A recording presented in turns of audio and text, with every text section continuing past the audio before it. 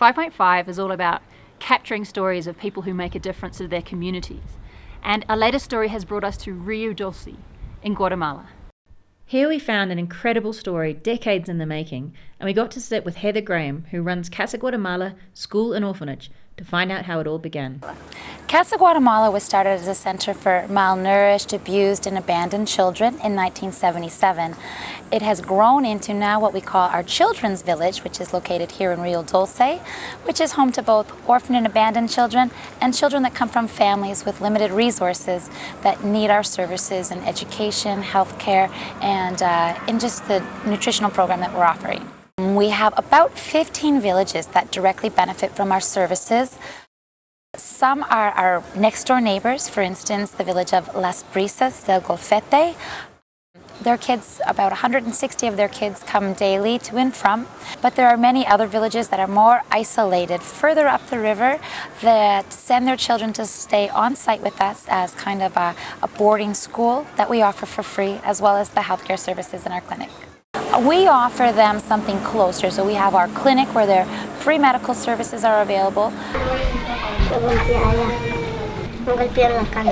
And then also the education program we have for their children. So by offering a free school, it allows them to send their children, not just one, but all their children to school. ¿Cuál es la sílaba tónica?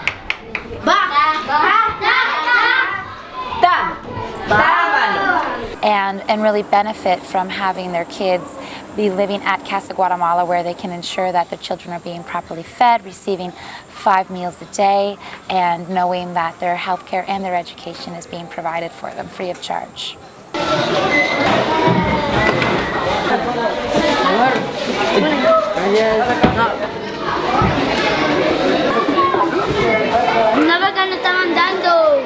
We have children that come to us through the court system, which means they've been taken away from abusive situations or family who aren't able to care for them properly. We have other children that have been abandoned by their families, which means they are eligible for adoption should they be chosen to be adopted. And then the other children that we have, a lot of it's single mothers or single fathers that come to us that ask for our help to have their children stay on site with us full-time.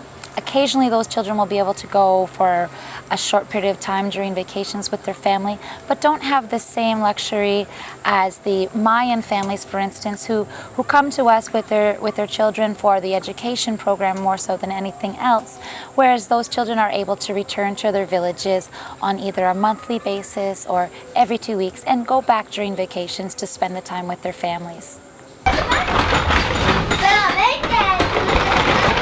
Tengo que defenderme. Sí. Having been here for over 11 years now, I've had a chance to see a lot of success stories come out of the children that I've watched grow up. One in particular that I'm especially proud of is one of our older boys who's currently in his last year of medical school in Cuba after winning a scholarship for a full scholarship to go to medical school. He's an amazing man. He's just turned out to be such a great person. He comes back every summer, works in our clinic, and is so keen to come back and be a part of the solution here in Guatemala, offering his service in both here at Casa Guatemala with us, but also working in various communities once he's certified as a doctor. And I mean, that's just one case of a child that's done really well, but there's so many more like that we're very proud of. After hearing the story of success, we travelled to Havana, Cuba, to meet the man himself.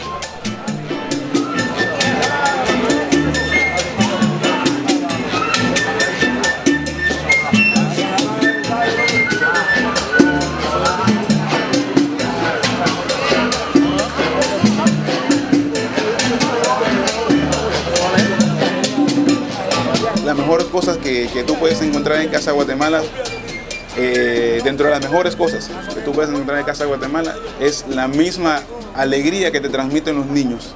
El crecer como huérfano tiene muchas cosas difíciles. Primero que todo, porque tú eres una persona que no tienes a nadie, ningún tutor que te esté ayudando e indicando qué es lo que tienes que hacer en la vida, en el curso de la vida. Tú no sabes con qué es lo que te depara el futuro, qué es lo que te prepara el futuro, ¿me entiendes? Entonces tú tienes que ir buscando la manera de encontrar oportunidades para seguir adelante. También se te hace difícil porque imagínate, una persona que es abandonada por sus padres y que no tenga la oportunidad de conseguir un sitio donde vivir, donde estudiar e incluso una profesión para trabajar, ya es muy difícil, muy difícil. Muchas personas deciden meterse a grupos antisociales para sobrevivir. Ya eso es un reto. El solo hecho de no tener familia es un reto para ti. Y pienso de que esa es la parte más difícil. No tener el cariño de una familia, de una madre, de un padre, que incluso de tus hermanos. Y ya eso para ti implica un reto muy fuerte, muy grande. Para ser alguien en la vida, pienso de que no se necesita ser un hombre rico. Basta con que tú tengas la voluntad y el deseo de superarte y de seguir adelante, salir adelante. Todo eso nace dentro de ti, nace en tu cerebro, en tu cabeza y nace en tu corazón.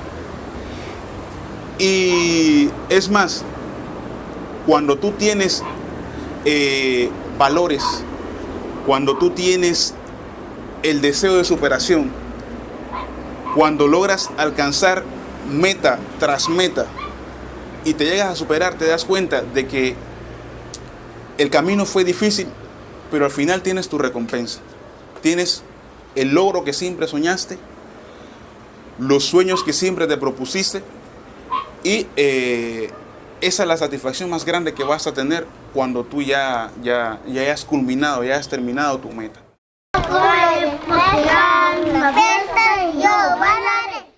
It's been such a humbling experience meeting these kids who have nothing but hope. And then finding Akel, who has overcome so much to dedicate his life to making a difference to others. If you ever had a feeling that you wanted to change the world, supporting Casa Guatemala would be a great place to start.